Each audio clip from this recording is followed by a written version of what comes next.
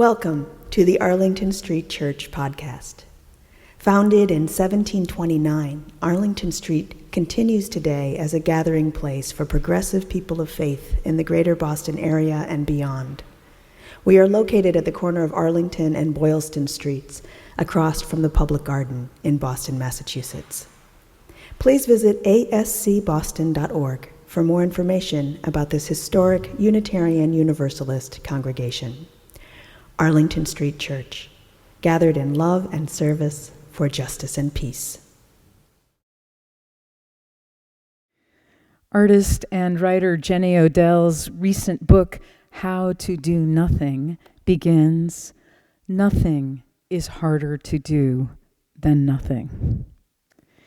In a world where our value is determined by our productivity, many of us find our every last minute captured, optimized, or appropriated as a financial resource by the technologies we use daily. A certain nervous feeling of being overstimulated and unable to sustain a train of thought lingers. Though it can be hard to grasp before it disappears behind that screen of distraction, this feeling is in fact urgent. Most of you know the feeling of stupor when surfacing from the rabbit hole of lost time on Facebook or Instagram.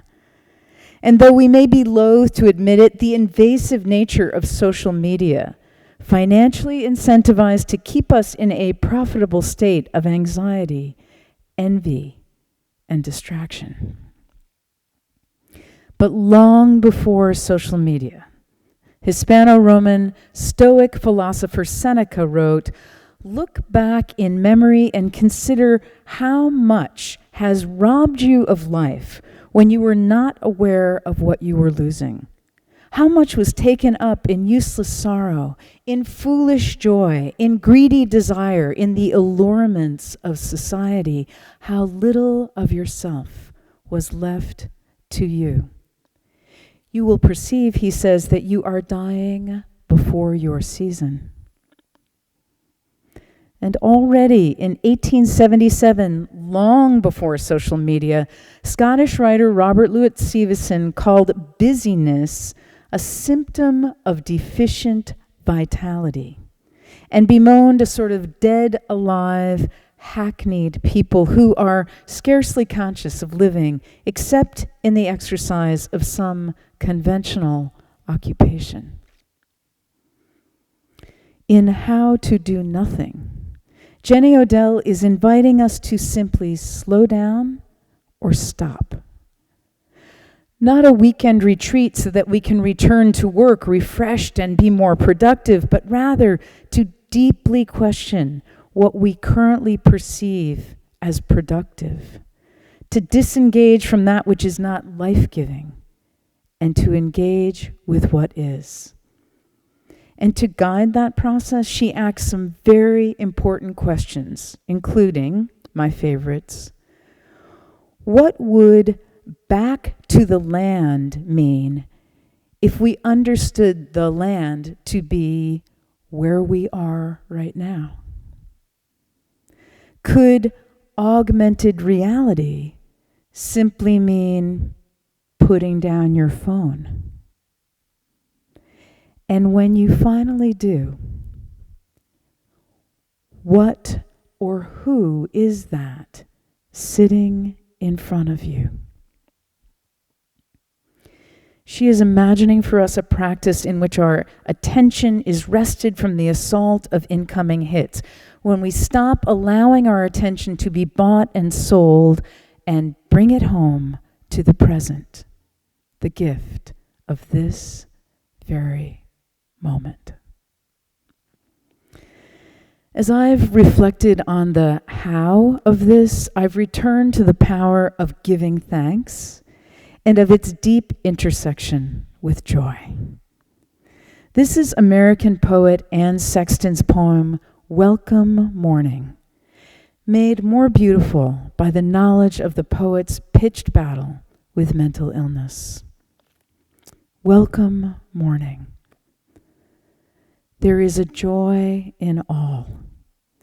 in the hair I brush each morning, in the Canon towel newly washed that I rub my body with each morning, in the chapel of eggs I cook each morning, in the outcry of the kettle that heats my coffee each morning, in the spoon and the chair that cry, "Hello there, Anne," each morning, in the Godhead of the table that I set my silver plate cup upon each morning. All this is God, right here in my pea green house each morning.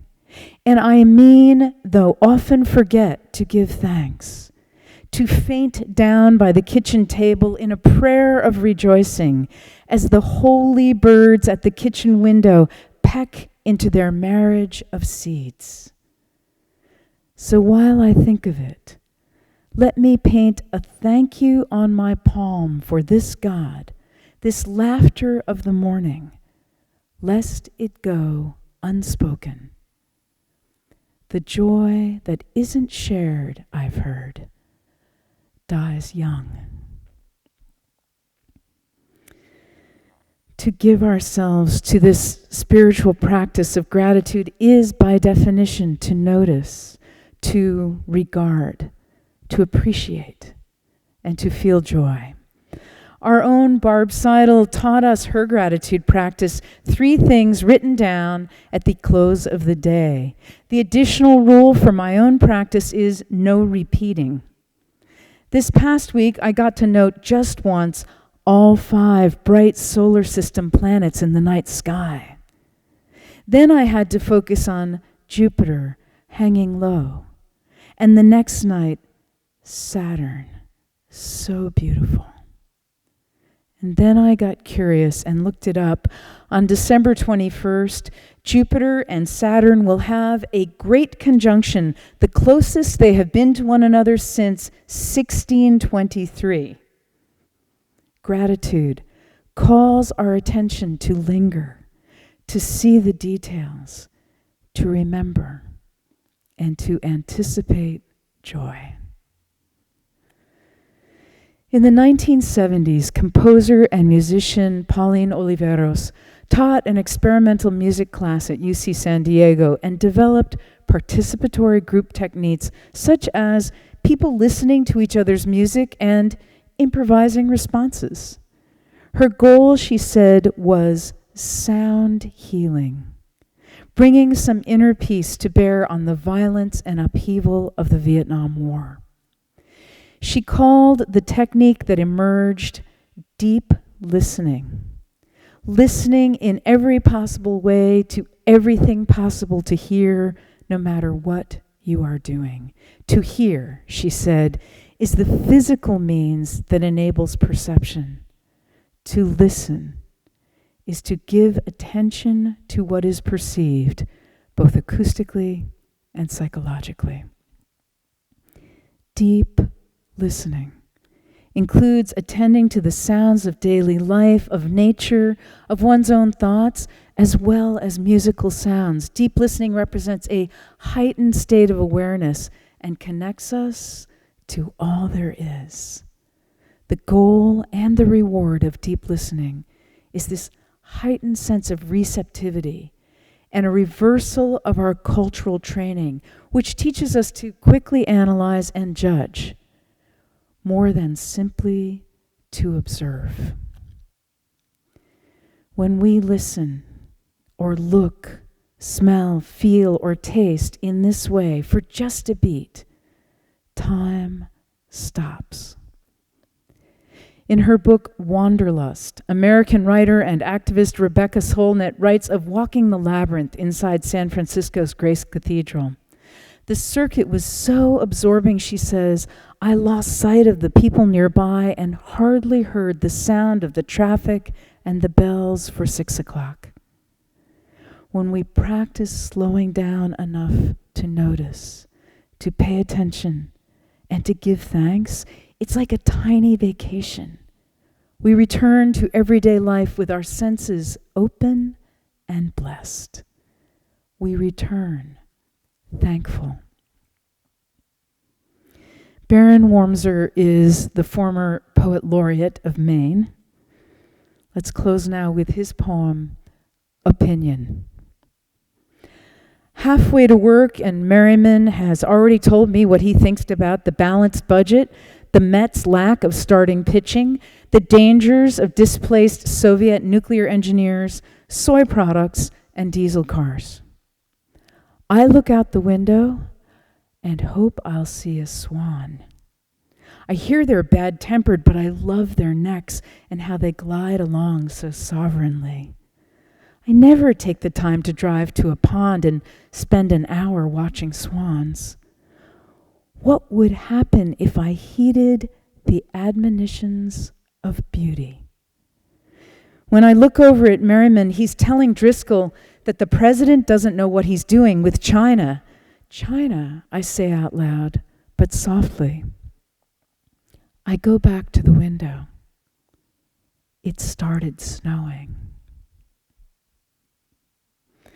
At the age of 28, Scottish-American naturalist and early advocate for the preservation of wilderness John Muir was working in a wagon wheel factory when he suffered an accident that left him temporarily blind and confined to a darkened room for 6 weeks with no assurance that he would regain his sight. Years later, his editor, William Frederick Bodd, collected the writings of John Muir and divided them into 2 parts, one before the accident and one after. In introducing the second part, Bodd writes that Muir's enforced period of reflection convinced him that life was too brief and uncertain and time too precious to waste upon belts and saws, that while he was pottering in a wagon factory, God was making a world. And he vowed that if his eyesight were spared, he would devote the remainder of his life to a study of the process. When his sight returned, he saw the world, he said, and his purpose in a new light. From that time on, he was determined to be true to himself. 6 months later, in September of 1867, Muir walked from Kentucky to Florida by the wildest, leafiest, and least trodden way he could find. Muir wrote, "This affliction has driven me to sweet fields. God has to nearly kill us sometimes to teach us lessons." What if we chose to change course before we are forced to? Beloved spiritual companions, this Thanksgiving comes to us at a time of suffering, suffering in mind, body, and spirit for so many in the world. Many of us are feeling anxious, lonely, and afraid.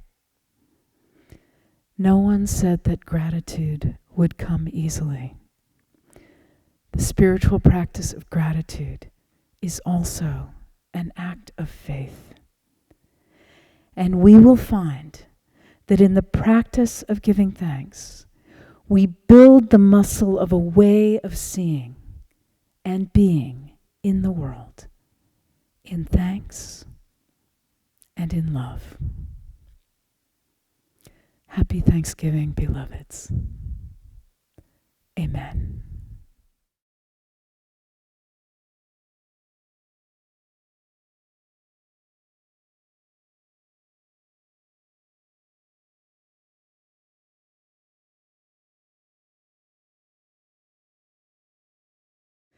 And now for our benediction, I invite you to put your hands over your heart in Namaste. I bow to the divine in you.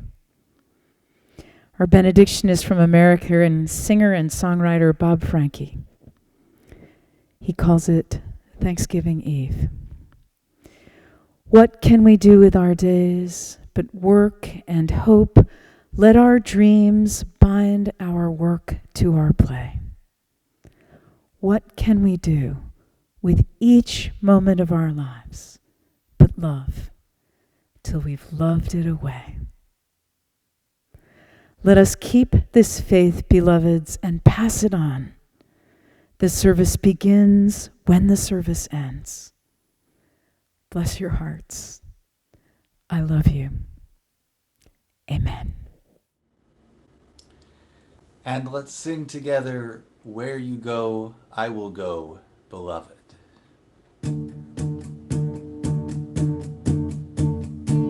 Where you go, I will go, beloved. Where you go, I will go. Where you go, I will go, beloved. Where you go, I will go. For your people are my people. Your people are mine. Your people are my people. You're divine, my divine. Where you go, I will go, beloved. Where you go, I will go. Where you go, I will go, beloved. Where you go, I will go. For your people are my people. Your people are mine. Your people are my people. You're divine, my divine.